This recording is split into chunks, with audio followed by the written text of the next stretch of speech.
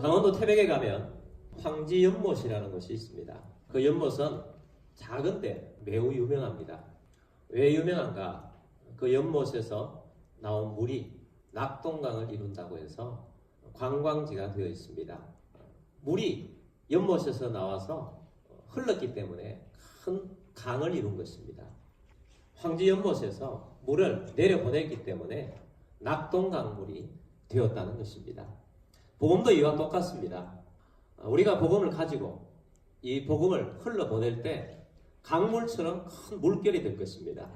물을 내보내지 않는 연못은 물웅덩이에 불과한 것입니다. 마찬가지로 내보내지 않는 복음은 아무런 영향력이 없는 것입니다. 아브라함은 창세기 11장 후반부에 등장합니다. 근데 이전에 유명한 분은 노아입니다. 노아는 창세기 6장부터 9장까지 나옵니다. 하나님께서 이 노아 시대 때 인류를 한번 재정비를 하셨죠. 아담 이후의 모든 인류는 다 물에 수장되고 8명만 남기셨습니다. 새롭게 새 인류를 하나님께서 마련하신 것입니다. 그래서 노아 부부와 또 그 아들인 셈 부부, 함 부부, 야벳 부부 그리고 8명을 통해서 하나님께 새 인류를 만드시고 그들을 통해서 하나님은 번성하게 하셨어요.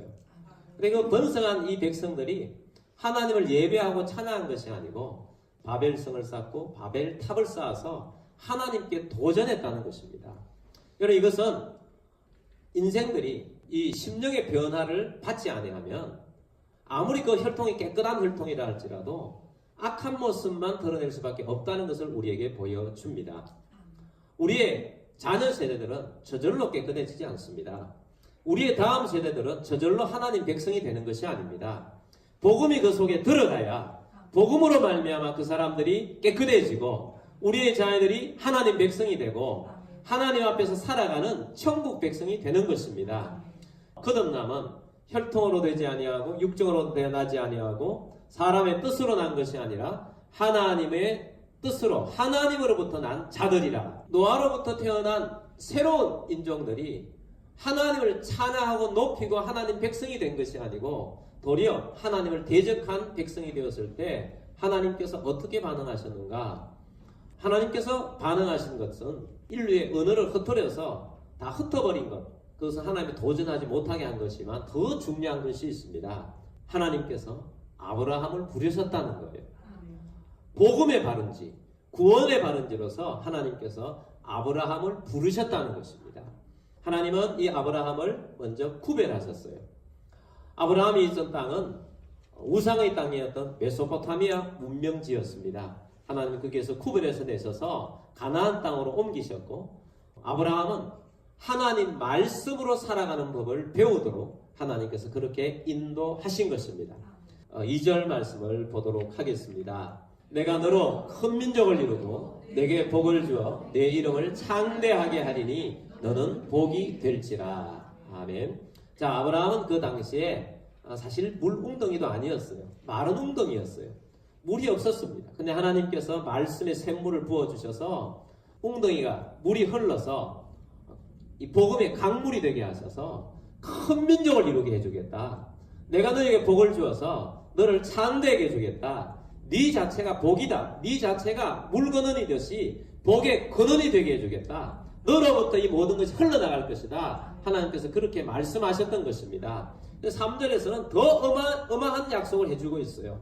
3절 후반부에 보면 땅의 모든 족속이 너로 말미암아 복을 얻을 것이니라 한친지라. 그 자손만이 아니고 땅의 모든 족속이 너로 말미암아 복을 얻을 것이다.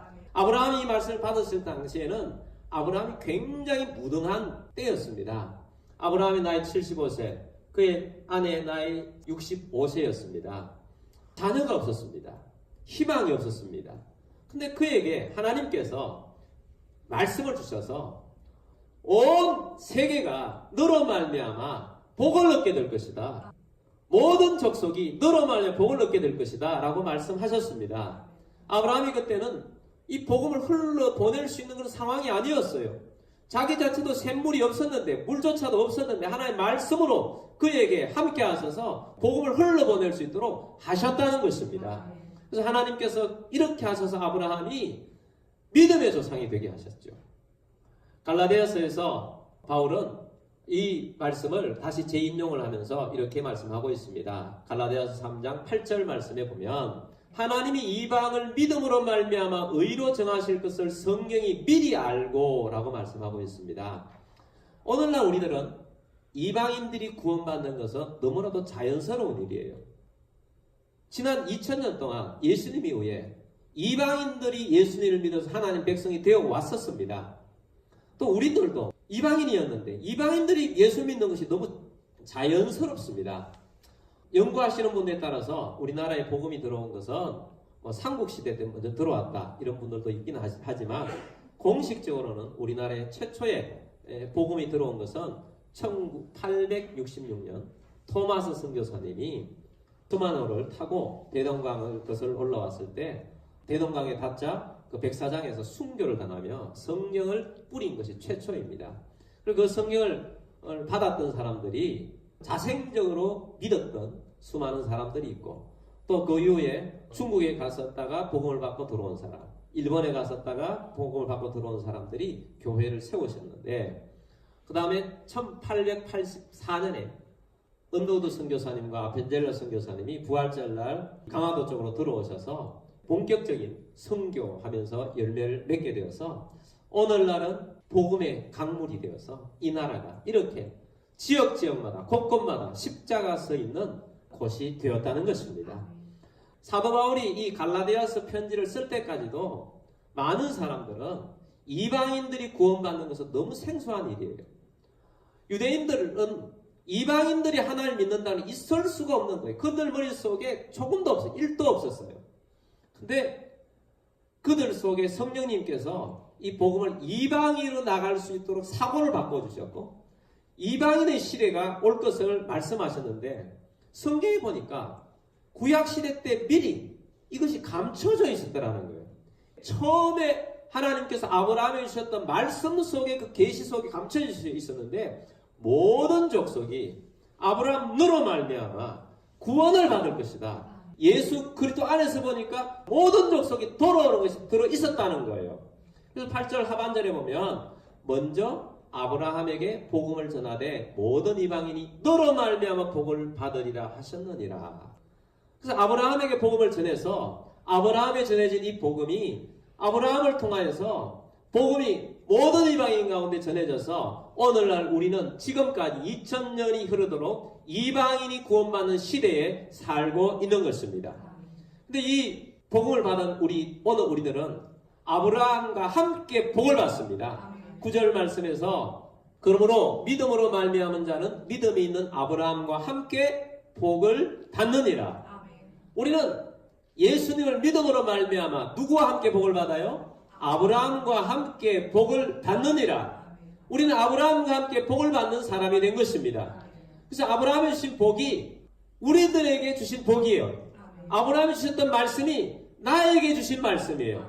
아브라함이 주셨던 그 복이 되게 하겠다. 창대하게 하겠다. 하나님께서 모든 족속으로 너로 말미 복을 얻게 해주겠다. 이런 약속의 말씀들이 오늘 우리들에게 주신 말씀인 것입니다. 우리는 예수 그리스도 안에서 이 말씀이 우리 것이 되었고 아브라함과 함께 복을 받는 사람이 된 것입니다. 그래서 우리는 이것이 우리 속에 온 것이 복음이에요. 복음은 예수 그리스도로 말미암아 구원을 받는다는 기쁜 소식입니다. 기쁜 소식은 전해져야 합니다. 전해지지 않는 기쁜 소식은 어느 상으로도 맞지 않아요. 소식 자체가 전해지는 거예요. 그리고 전해지지 않는데 어떻게 기쁜 소식이 될 수 있겠습니까? 전해지지 않는 복음은 복음이 아닙니다. 이 복음이 누군가를 통해서 우리에게 이 복음이 전해졌어요. 우리에게는 이것이 기쁜 소식이 되어서 우리가 구원받았습니다. 이 복음의 소식이 내게는 기쁜 소식이었는데 이 복음이 흐르지 않아. 나가질 않아. 그러면 이것이 더 이상 나로부터는 기쁜 소식이 아니에요. 소식이 아니지 않습니까? 그냥 내게만 멈춰 있으니까. 그러지 않는 복음은 더 이상 복음이 아닙니다. 전해지지 않는 복음은 더 이상 복음이 아니에요.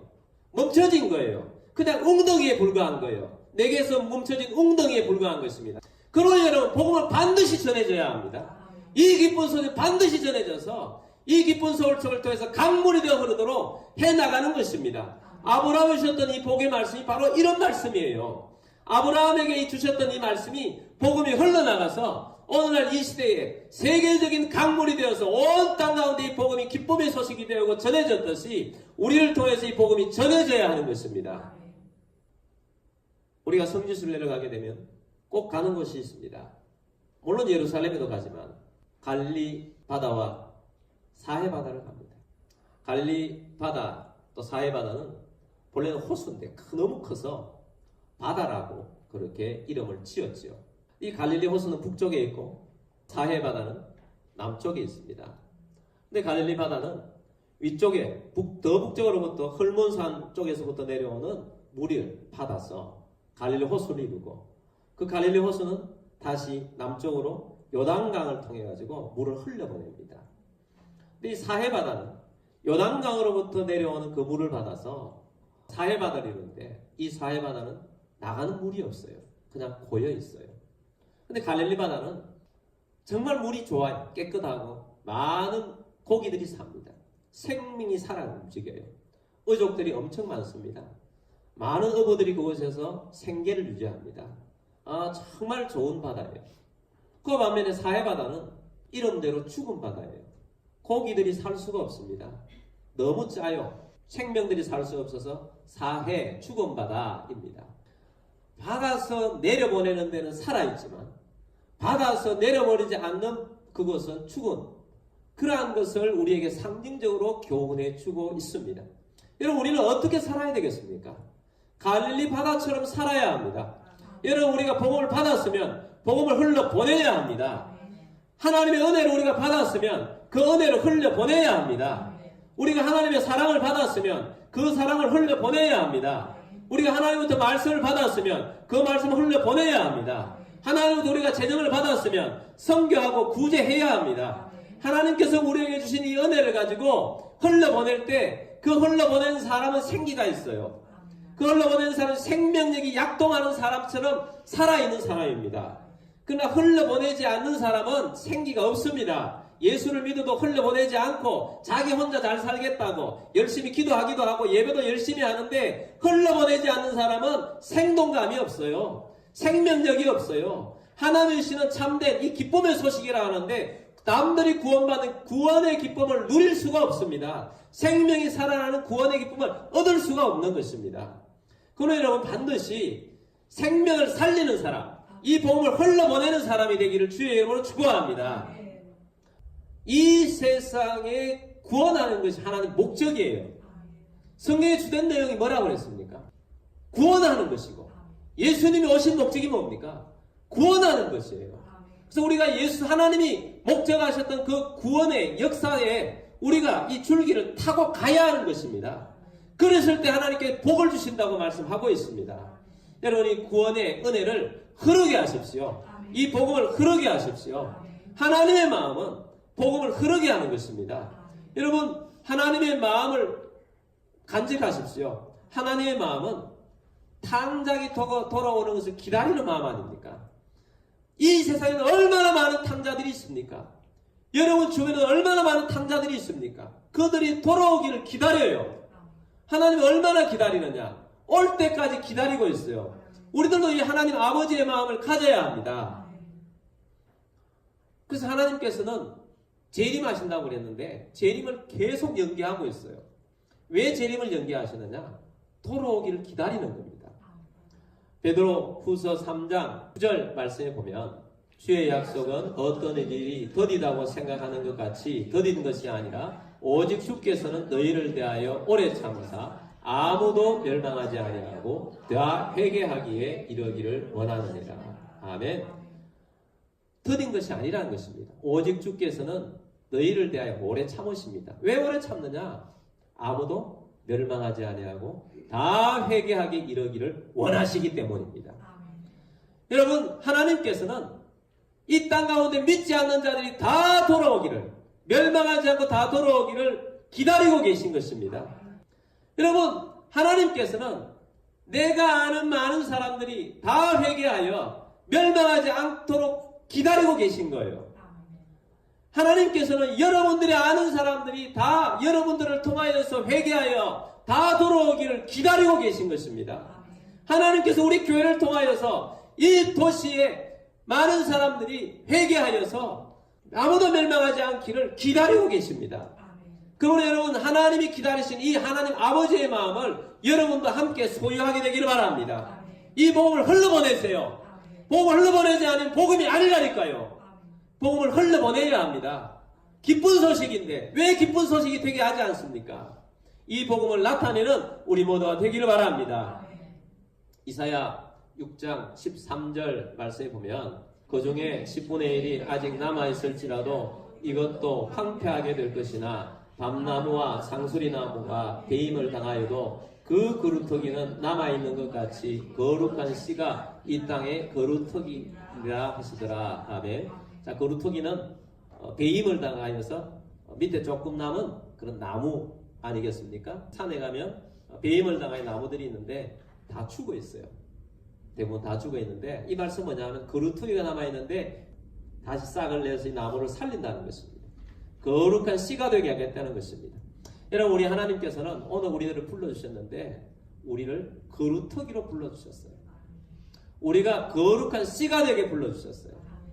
그래서 이 그루터기가, 거룩한 씨가 나무를 살리고 이 나무가 씨를 뿌려서 온 산에 생명이 가득하도록 하기를 하나님 원하신다는 것입니다. 이번에 강원도에 큰 산불이 나고 전국에도 많은 산불이 났습니다. 이렇게 큰 산불이 날 때마다 예전에 저와 상담을 했던 한 분이 늘 생각이 납니다. 그분은 강원도 고성에 산이 있는 분이에요. 근데 예전에도 이번처럼 큰 산불이 났었습니다. 산불이 났을 때 이분이 저에게 전화를 했어요. 목사님, 큰일 났습니다. 우리 산이 불타고 있어요. 큰일 났습니다. 그래서 제가 기도합시다. 하나님께서 이렇게 불나게 하실 때 다 이유가 있을 텐데 합력하여 선을 이루시는 분이십니다. 기도합시다. 그렇게 건면을 해줬는데 불이 다 타버린 거예요. 그래서 실망을 해가지고 다음에 왔었습니다. 또 얼마 있지 않아서 막 기뻐하며 왔어요. 이번처럼 이렇게 불이 크니까 나라에서 재난지구로 선포를 해서 그게 나무를 새로 심으라고 보상을 제법 많이 받았어요. 그래서 싱글벙글 하시는 거예요. 또 얼마 있지 않아 또 왔어요. 더 싱글벙글 하는 거예요. 목사님, 너무 신기합니다. 그 산에 갔더니 불에 탄 나무들이 가지를 쭉쭉 내면서 다시 다 살아나요. 다 살아났습니다. 그럼 막 기뻐해요. 얼마나 기뻐요. 합력하여 선을 이루셨어요. 불에 타서 죽은 나무가 죽어 있는 것 같지만 하나님께 살려주시니까 다시 다 회복되는 것처럼 그루터기가 죽은 것 같지만 죽지 않고 이 나무가 생명력이 있어 다시 살면 나무도 살고 산도 살리는 것입니다. 거룩한 씨가 되어 살리는 거예요. 그래서 오늘 우리들이 거룩한 씨가 되어서 살리라는 것입니다. 너희가 복음을 잊지 않느냐? 이 복음을 가지고 영혼을 살리라. 구원하라고 말씀하고 있습니다. 우리 주변에 죽어있는 영혼이 얼마나 많습니까? 살리길 바랍니다. 복음은 흘러가야 돼요. 구원을 이루어야 합니다. 이 구원을 이루어야 하나님의 나라가 이루어지고 하나님이 기뻐하시는 복음의 역사가 일어나는 것입니다. 온 세상의 역사는 하나님, 예수님의 구원 역사예요. 이 역사가, 세계 역사가 예수님이 주인공이에요. 세계 역사는 큰 인물 중심으로, 큰 나라 중심으로 주인공이라고 생각합니다. 큰 인물들이 나와서 세계 지도도 바꾸고 권력 지형을 바꾸고 하지만 그들이 세계 속에서 한 일이라는 것은 인물이 크면 클수록 사람들을 착취하고 죽음 속에 몰고 전쟁 속에 몰아하는 것밖에 더 있습니까? 이런 이 세상의 권력들은 희망이 없습니다. 거기에 너무 희망을 걸지 마세요. 진짜 희망은 예수 그리스도이십니다. 예수 그리스도만이 구원을 이루시고 예수 그리스도는 온 땅 가운데 하나님의 사랑을 나타내시고 하나님의 역사를 나타내세요. 그 예수 그리스도 안에 있는 우리들만이 구원을 이루고 이 세상의 희망입니다. 우리가 그루터기를 했는데 사실은 우리가 그루터기가 아니고 우리는 죽은 그루터기고 내 속에 계신 예수님이 진짜 그루터기세요. 생명이 있어서 나를 통해 생명이 살아 움직이게 하셨어요. 내가 거룩한 씨인 것지만 진짜는 내가 거룩한 씨가 아니고 내 속에 있는 예수 그리스도께서 거룩한 씨예요. 거룩한 씨가 되어서 나로 하여금 예수님을 통하여서 거룩한 씨로 살게 하시고, 여러분, 우리가 내 본성대로 전도한다고 나가봐야 사람이 나를 기분 나쁘게 하면 전도하러 나가 싸우고 있어. 내 본성이에요. 내 속에 살아계신 예수님만이 나가게 합니다. 예수님의 사랑이 여러분을 통해서 나가게 하십시오. 예수님의 이 복음이 나를 통해서 나가야만 복음이 살아 움직입니다. 예수님이 거룩한 씨예요. 예수님이 거룩턱이에요. 예수님께 살아 움직이게 하시고 예수님 복음을 나타내게 할 것입니다. 하나님께서 아브라함에게 복음의 원조, 복의 중심이 되게 하셨듯이, 우리나라에도 복음의 발산지가 되게 하신 분은 토마스 선교사님이세요. 이 토마스 선교사님은 원래 중국 선교사로 오셨어요. 근데 조선에 대한 마음이 너무 강하게 하나님께 주신 겁니다. 그래서 1885년에 황해도 쪽에 배를 타고 와서 4개월 동안 전도를 하고 다시 돌아갑니다. 근데 이 조선을 사랑하는 마음이 견딜 수 없게 일어나서 1866년에 제너럴 서머너를 타고 와서 이 제너럴 서머너가 대동강변을 타고 올라왔습니다. 우리나라 강군과 제너럴 서머너가 이게 소통이 잘 안 돼가지고 공격도 하고 공격당하게 된 것입니다. 배가 이제 불타게 된 것입니다. 토마스 선교사님은 가지고 온 성경책 500권, 함께 있었던 분들과 함께 백사장에 내렸는데, 그때 박춘권이라는 사람의 칼에 의해서 순교를 당하게 됩니다. 33년이 지났습니다. 1899년에 평양에는 마페 선교사님이라는 분이 선교를 하고 계셨습니다. 할아버지 한 분이 이 선교사님을 찾아온 것입니다. 저는 도저히 이 마음의 상태로는 살아갈 수가 없습니다. 저는 33년 전에 대동강변에서 토마스 선교사를 칼로 죽였던 박충건이라는 사람입니다.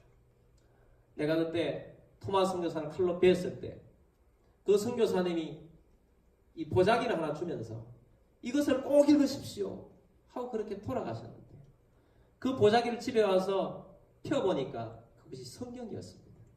그래서 성경을 읽었는데, 내가 읽다 보니까 내가 마음이 괴로워서 견딜 수가 없어서 마페 선교사님을 찾아왔습니다. 그랬더니 마페 선교사님이 눈물을 쭉 흘리는 겁니다. 정말로 당신이 토마스 선교사님을 보셨습니까? 아니, 내가 그 토마스 선교사님을 내가 칼로 죽였다니까요. 아, 그렇습니까? 그러나 너무 괴로워하지 마십시오.